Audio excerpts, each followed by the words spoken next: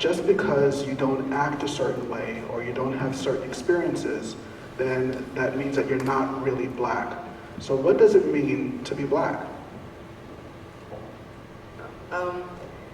I think that it means that you have to work like 10 times harder than other kids in your class because of the skin color that you are, because sometimes like the teacher won't obviously like say that they're being racist, obviously, but you could just tell like how they like choose you and stuff, because they think that you're not like paying attention or something, or just because like you're a black female. Yeah, I kind of just lost how we're going with this. Oh, somebody else is taking it. I'm kind of going along stereotypes. I think what people think it means to be black is that, I'm just gonna say some stereotypes that are associated with black people, like they're loud, they can dance, they're funny, they're not as smart. I would say that they also don't speak properly, and I think that's very annoying because frequently it happens all the time that people tell me that I'm so white, and I've been called a Wigga and an Oreo, and I think that's ridiculous that because of my skin color, it's very weird for me to speak properly or that I can't dance, or that I go to class and I'm very academically focused, and I think that should be incorporated into what it means to be black, and not just all the other poor stereotypes. Also, I've actually been told that I'm not black. I had one of my classmates who was Asian said, "Oh, Samar, you're not really black." I'm like, "What do you mean?" He's like, well, you don't sound black. I'm like, "What does sounding black sound like?" Because I don't know what that sounds like. Like they say, "Oh, because you're not physically black. You're not dark enough." I'm like, "What is that? What does that mean?" Because I'm like, I can show you a picture of my grandfather. Just pull him up for you real quick. Be like, "Grandpa, this guy's like telling me that I'm not black."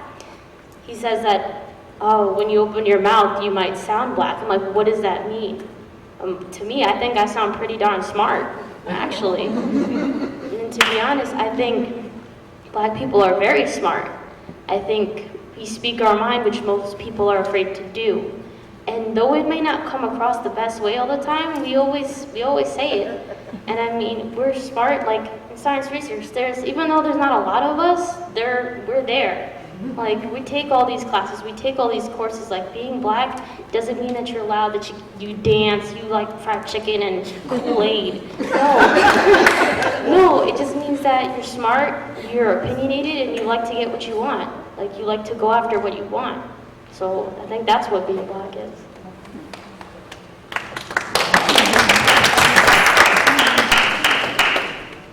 I remember in the 8th grade, someone told me I wasn't black, but I thought I was black. So I spent like a year soul searching and trying to find out what it is to be black. And I found that there's no textbook definition, because you ask somebody, they're always going to say something that you don't agree with. So you have to find like your own definition that you believe in your heart. And I found like to be black is to love the skin you're in, to love your parents for making you that way, and loving your history. Like you can't ice somebody is what it is. Like if you look in a dictionary, black is evil and ugly and dirty and dumb. But I don't see myself as that way. I think I'm good looking, I think I'm smart.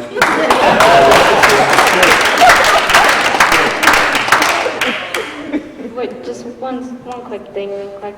Like I totally agree with Nara, like high five. I was actually watching a comedy skit. I'm not gonna say because I think he's a good comedian, but I don't want him to be portrayed the wrong way. He's from South Africa actually, and he was born during the apartheid, so he's half black and half white, so he was illegal. And so he said that down there they didn't think he was black. So his Caucasian friend from America said, "Hey, go to America, they're really gonna think you're black." So he says, "Okay," and he goes on just like a 14-hour flight, and he watches all these quote-unquote videos that show you how you're really supposed to be black. And so he comes over here, and his imitation, I was like, that's not it, that's not it. Because he has this stereotype that we have this, I don't want to say it, I don't know how to avoid it, this over-the-top swagger, overzealous swagger, like, or this over-the-top, and then somebody said that he wasn't black, so it's like, no matter what, you have to think who you are and not what people depict you as. I think automatically, as Kai said, our stereotype is that, yeah, we're loud and academically we don't put enough effort in our work and education-wise. So I think,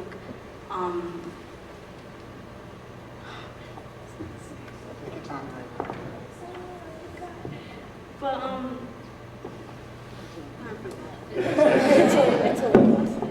So we're talking about what it means to be black, and we have a black president who was told that he's not really black, even though he is of African descent. But because of his experiences and because he is biracial, he can't be fully seen as black. At one point, there was a person who was asking for his birth certificate for whatever reason. So we do know that we now have a black president. We do know we need our presidency to be more representative of our nation. So we are still waiting for our first Latino president, or we're waiting for our first female president. But in talking about government, there's a class that's offered here in Ossining High School called Participation in Government, or PIG, right? It's a course offered here, and I'm wondering, has anyone taken the course? It's only for seniors. No? I'm sorry? You're still doing economics, so no one's taking that course. Melania, you've taken the class? Okay, I'm going to ask you this question. Do you think it actually encourages students to participate in government after taking that class? Why or why not? No, because well, okay, it depends on your teacher. And like I said before, my teacher was the one, like, PIG was the class where, like, I wasn't allowed to speak my mind because it offended other people. And, like, the class was really, like, not inspiring at all. Like, if that's what the government is like, I really wasn't interested in being in the government. And it was basically history class, but present day. So it was just, look at what these rich white men in suits are doing, and this is what you could be doing. And I really wasn't interested in that class, and it made me less likely to want to participate in government than I would have if I didn't take the class. Take him. Well, I'm not sure. I have not taken the class yet, but if it does not teach about real life problems, I don't think I will make people want to take the class. It won't make people want to take the class. Yeah. Excellent.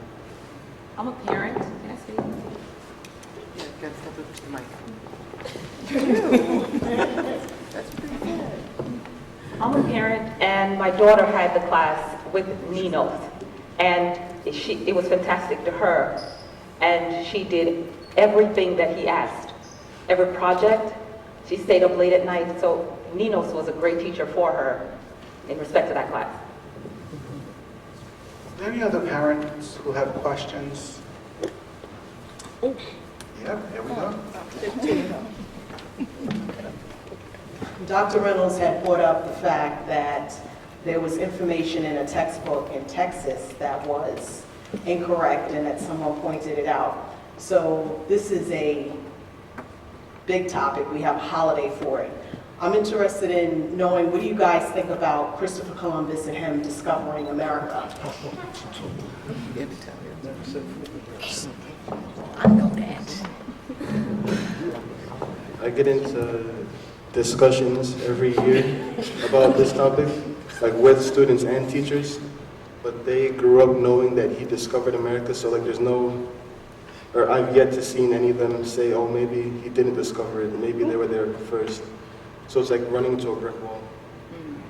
Yeah, up until 9th grade, I thought Christopher Columbus was a great guy. Like, he founded America. Like, we live here now, thank you. But now I know, like, about all the bad things he did and, like, how he treated the people who lived here. So, now I know he's not good. He was not.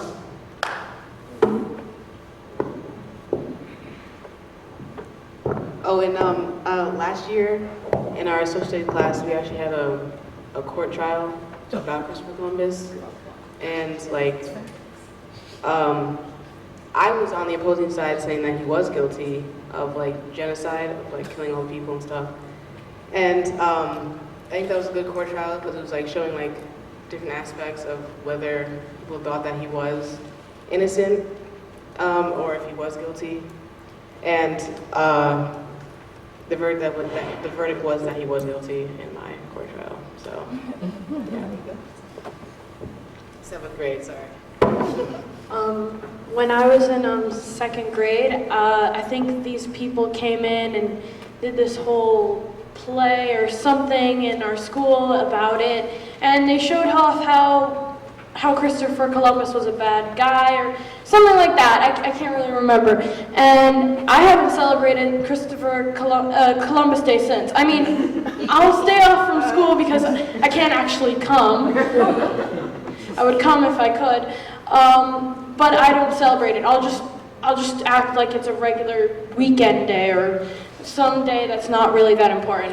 We don't really do anything about it anyways. We just stay off from school and we just say that Christopher Columbus discovered America. But after you discover the way that he did it, I wouldn't really agree with him. I wouldn't support him, and the way he did it, I don't agree with, and I found it really awful.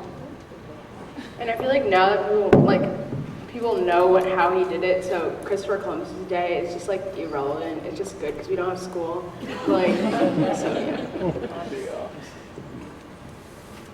I was actually talking with my mom the other day about Christopher Columbus Day because in the news or some media source, they were discussing how they should change it to Native American Day instead because they technically discovered it. Christopher Columbus just kind of showed up.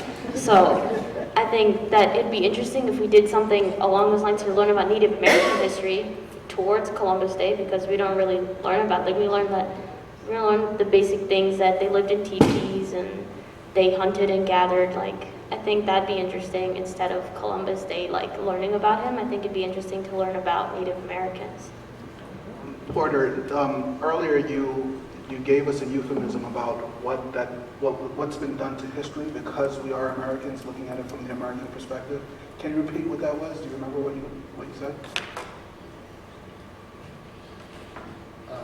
I was speaking to American exceptionalism. Thank you. That's what I was looking for. And if I could just build on that, like this is, I think, a perfect example. I think there's a desire to look at things as black and white. And that's really reflected in the curriculum. And specifically, what that means is, if there is any focus, which isn't a given on Native American culture, it's pre-Columbian. And after that, it's kind of just vacant. Like there's really, like, once the Europeans got here, that's all you've heard from the Native Americans. They don't talk about any of like the genocide. They don't talk about any of like the conflicts and the betrayals, because it's gray. It's really gray because it's a moral gray area, and people, we don't want to talk about that. And if a school is trying to get its kids to like learn about the curriculum and all, just for the purpose of passing a test, there's no time to talk about those things because that would spark like heated conversations, which I don't think teachers know how to facilitate because they're not trained to facilitate.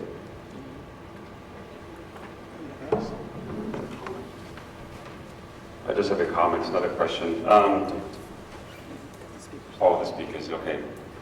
So I'm from Zimbabwe, which used to be called Rhodesia. And does anybody know why it was called Rhodesia? there was a guy, Sister John Rhodes, the Rhodes Scholarship, all those kinds of guys. He discovered my country many years ago, and he named it after himself. For years, I mean, when I was growing up there, again, just to go back to your story about a comedian from South Africa, I grew up in South Africa as well. Through apartheid, they actually defined every single race, okay, or what they considered races. So if you were black, you were categorized as black. If you were white, if you were Indian, if you were mixed, used to call them colors. Everybody had a category, so you had to be registered officially under one of those categories. That's why it's kind of, it sounds funny when a comedian is talking about coming to America, because it's very confusing, because all of a sudden you come out, you don't know which you're supposed to be. And I think at the end of that movie, he actually had a choice, which he'd never had before. He had actually choose in a form when he was applying for a bank, whatever, and he was told you could actually choose what race he wanted, which I think a lot of you guys had, which he's never heard of. Anyway, so one thing I wanted to share with you is when I was growing up and reading history books, it was all about the English culture. It was British culture in this particular case. So everything I grew up knowing was about English culture. So the pictures I saw, the street they talked about, the towns they talked about were all about someplace in London. I'd never been there, so I had no concept. I had no context, right? So I think that this is fantastic that you guys are holding this, and you have a chance to actually think about all these things. You have the chance to actually, express yourselves. The one thing I remember, when I was a kid looking at history books and saying to myself, this is true, it has to be true, because this is what I'm reading about. It's written in books. I mean, we just look at a book, and it's in a book. It has to be real. What I realized later on is that you actually make history. You can change history. Look at a country like Zimbabwe. Now, it's got its own issues as well, but all the history that we learned doesn't exist anymore. Right? Oh, it's still there. You can find it, but the point is, it is up to you to make your own history. So having these discussions is definitely going to, empower you to make sure that, what you don't want, what you don't want to see, what you don't want to end up, you can actually have the power to change that. Okay, so if you believe that, then you can actually change history. So people, after you're going to come back and say, you guys actually, are the original people who are here. You guys, represented yourselves, and so you can do that. I just wanted to share that with you, that you have the power to do that.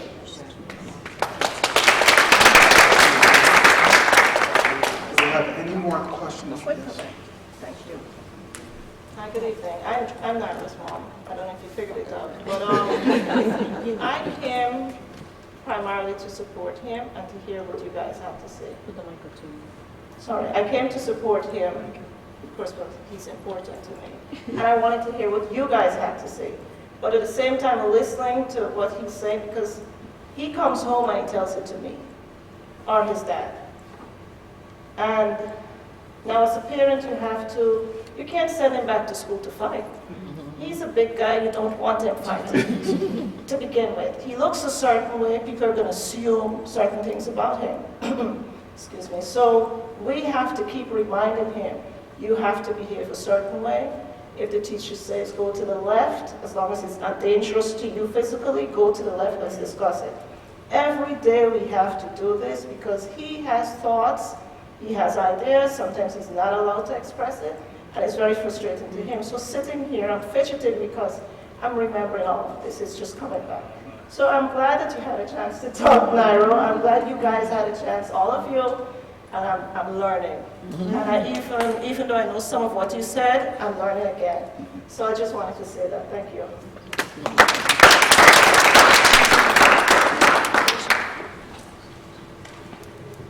My name is Stephanie Francis. My question is, everyone, because you guys, you've been in OSSINING for years, this black and white things, where I grew up, we didn't grow up with it. So for me, I find it when I came here. It's not like we don't have it. Yes, we do, but it's not exist. We don't believe in, we don't practice, we don't know nothing about it. Anyway, listen to my daughter went to swimming, OSSINING. I thought the black and white thing is past, but I see right there in my face, and it really bothered me a lot. First of all, we started in the school. She went in the high school swimming. They pull her out. When you look at the high school swimming, there's no black. There's no even a light skin. The whole, whatever they are, I don't know. I wouldn't say the white because I don't know. But there's no black. My question is, if the black kids want to swim or they don't like swimming? I don't know. but mine was out. It was the first one to be out. Okay, I say, let me put her on the swimming team. I put her on the swimming team. They put her out because obviously she's 16. She's been swimming for years. She have experience on the other side. It's just because from Montevena to Limburg, that's where she was swimming, and the hair is more black, I guess. She was told they would put her to swim with a 2 years, 10 years old child. I went to the same people and I asked them what she need to be, in the regular side. They never answer me. Until this moment, I pay the money. No one ever call me. No one ever says anything. And I say, is this because she's black? And no one answer me. That to me, it making me feel like, how am I gonna send her to school and say fight for yourself, where I see it from outside? It doesn't help. What do they do to help them? To help our kids to be stand up for themselves? Yes, they can stand up for themselves, but they need some push-up and behind. So, I guess the question is, I want to follow up only because a couple of the students here have spoken about being in class and having a response turned towards them when they felt that the attack was on them, whether it be overtly racist or covertly racist, but having them being the person who's the recipient of discipline, or being the recipient of the person being told to step aside or to calm down. Can you students, black and white, speak to whether or not there is a feeling of privilege for some students and not for others, whether there's a feeling of a need to tamp down who you are in order to make it through the school system? I'd just like to point out one great mind and another great mind. Have you heard the saying, great minds think alike? That's exactly where I was going. Who would like to respond?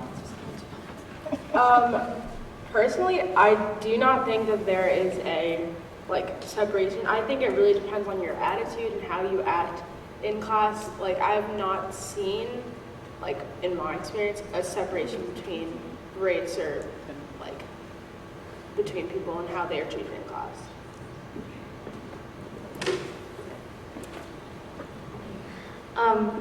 I think the only separation is attitude, because a lot of students disrespect teachers and they think they're the adult and they're not. But it's also kind of to bring back what everybody's saying, how we think a certain way. I think it's because we're trained to think a certain way. Like we go home and our parents say, stand up for yourself, and then school says, don't do it. Just take the quote unquote higher road and stay quiet. If you stay quiet, nothing that you want to do gets done. So when that happens, you have this inner turmoil, and so you go home, like she says, you go home and you're like, Mom, Dad, why can't I do this? And because we're all trained to think a certain way and learn a certain way, there's this unseen conflict, kind of. And I think that's also a separation, is that we have this inner turmoil, which when we go to say it to the teachers also, they don't know how to react because they're trained to say, okay, just tell the student to sit down. No, it's like you need to talk about it, because once they talk about it, they feel this relief that comes off their chest. And if you just sit there and be quiet, it just builds and builds, and when you see a student lash out, you don't know what to do.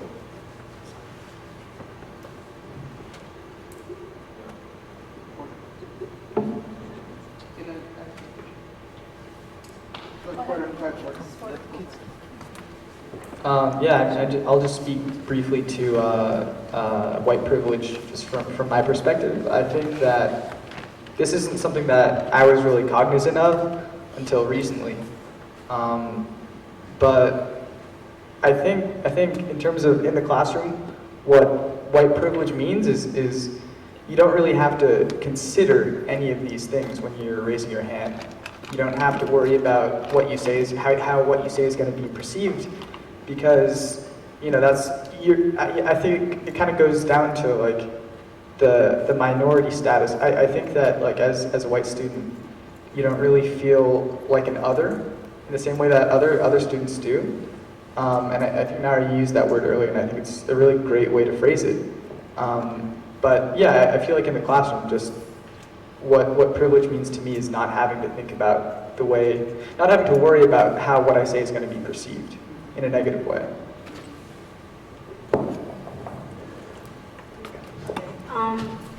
Not only us black kids, but I think we're separated in like, okay, in my English class, there's a lot of Spanish kids who don't speak English that well in my English class.